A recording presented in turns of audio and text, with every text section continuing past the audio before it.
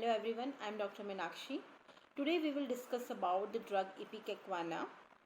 This remedy has a chief characteristic indication of persistent nausea and vomiting, which forms the chief guiding indications of the remedy, which we will see in symptomatology.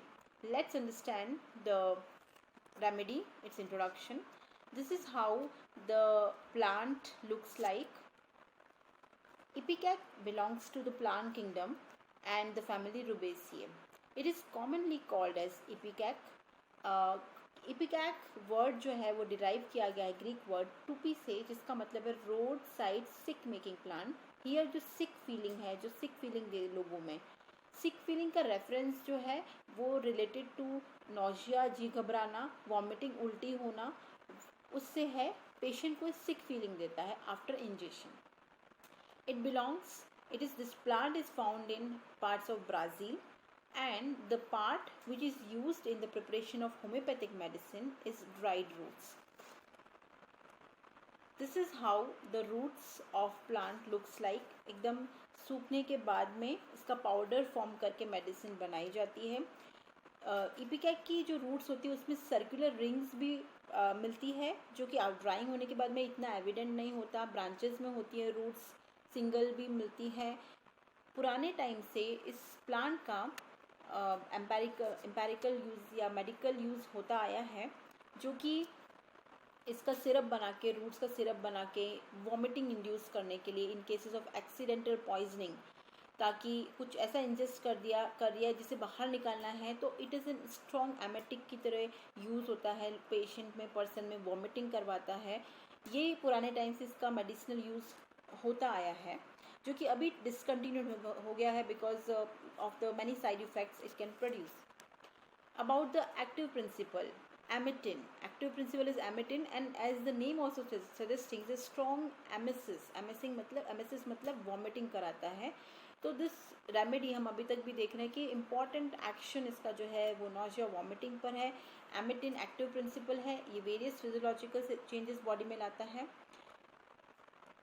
Now about the history, मतलब पुराने time पे, empirical time से ये किस तरह से use होता आया है. As I already told you कि ये जो है फूड पॉइजनिंग के केसेस में स्ट्रॉन्ग एमेसिस कराने, एंटी एमेटिक की तरह स्ट्रॉन्ग एमेसिस मतलब वॉमिटिंग कराने के लिए, इंड्यूस कराने के लिए यूज़ होता आया है. Sorry, not anti emetic.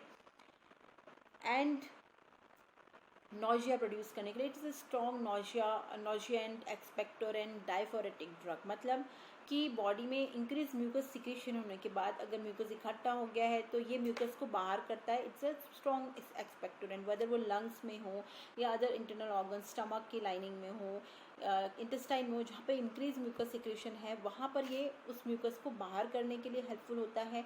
Strong diaphoretic मतलब ये स्वेट ग्लैंड्स को, स्वेटिंग को इंक्रीज़ करता है वहाँ पर एक्शन करके. तो जिन लोगों में ड्राई स्किन रहती है तो वहाँ पर इसका इंजेक्शन करने के बाद में स्वेटिंग जो है वो इंड्यूस करता है ये प्लांट. तो ये कुछ इसके पुराने टाइम से इसके यूजेस हैं.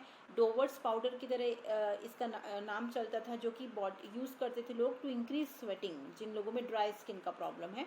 तो this is some of the traditional uses of the plant, and these traditional uses are very helpful in exploring any drug for its medicinal capability. उसकी क्या है वो यहाँ से एक्सप्लोर होती है. कोई प्लांट अगर पुराने टाइम एम्पेरिकली किसी चीज़ के लिए यूज़ हो रहा है तो फिर उसकी जो एज एन मेडिसिन उसका आगे रिसर्च होता है और उसका यूज़ एक्सप्लोर किया जाता है.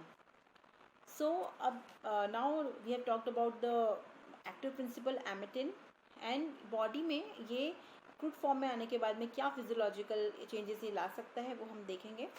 So first point is skin. Skin में अगर ये अप्लाई किया जाए तो इट्स एन इरिटेंट, जो कि वेसाइकल, पुस्यूल से लेके स्किन में अल्सरेशन तक प्रोड्यूस कर सकता है. अगर इसका पाउडर रूट जो है उसको अगर इनहेल कर लिया जाए, सूंघ लिया जाए या रेस्पायरेटरी सिस्टम के थ्रू अंदर जाता है तो ये it can produce asthmatic attack also. तो यहाँ पर भी हम इसका स्फीयर ऑफ एक्शन देखेंगे कि ये एंटी स्पेजमोडिक भी हो सकता है या स्पेजम प्रोड्यूस करता है अगर ये लिया जाए क्रूड फॉर्म में. ओरल इनटेक अगर इसका करते हैं तो सलाइवरी ग्लैंड पर इसका इंक्रीज सिक्रेशन प्रोड्यूस करेगा. बहुत ज़्यादा डोजेज में ओरल इनटेक करा जाएगा तो नॉजिया वॉमिटिंग के सिम्टम्स रिड्यूस कर सकता है। इवन इसका पैथोफिजियोलॉजिकल इफेक्ट हम देखें तो लिवर पे भी इसका एक्शन है। It is a strong cholagogue cathartic, मतलब कोलागॉग मतलब है कि लिवर पे एक्शन करके ये बाइल जूस को इंक्रीज़ करता है, बाइल जूस के सिक्रेशन को इंक्रीज़ करता है, कैथार्टिक म्यूकस सिक्रेशन को इंक्रीज़ करता है। वेस्कुलर सिस्टम पर या सर्कुलेशन पे देखा जाए तो ये जो है पल्स को रिड्यूस करता है। यहाँ से हम समझ सकते हैं कि बहुत सारे सिम्टम्स पेशेंट में वॉमिटिंग के हैं, तो दैट मीन्स कि जो वॉल्यूम है, हाइपोवॉलीमिया की वजह से भी पेशेंट में पल्स रिड्यूस हो सकती है। तो इस तरह से ये बॉडी में फिजियोलॉजिकल चेंजेस अगर इंजेस्ट किया जाए ये प्लांट, तो इस तरह से बॉडी में चेंजेस ला सकता है।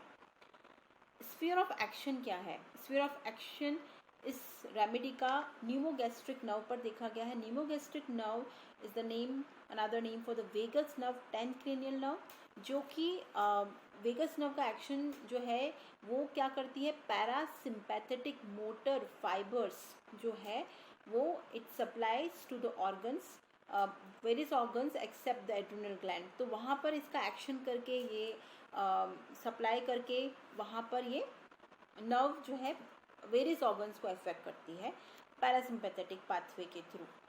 एंड ये देखा इसका हमने फिजियोलॉजिकल एक्शन में भी कि एस्थमा प्रोड्यूस करता है। तो स्फीयर ऑफ एक्शन इसका हम देख सकते हैं कि चेस्ट पे, स्टमक के लाइनिंग पे, लीवर पे, सब पर है। वहाँ पर ये अगर चेस्ट में देखा जाए तो ये स्पेजम प्रोड्यूस करता है। तो ये जो है इसके स्फीयर ऑफ एक्शन है। Now about the next point, constitution, मतलब किस तरीके के लोग या इपिकैक की रेमेडी का पेशेंट किस तरह से दिखता है।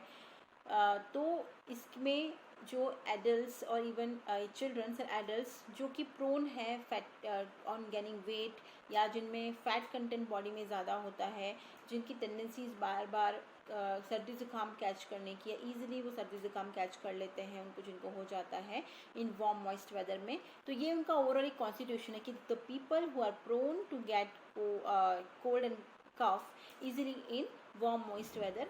So in these kinds of patient, Ipecac can be indicated.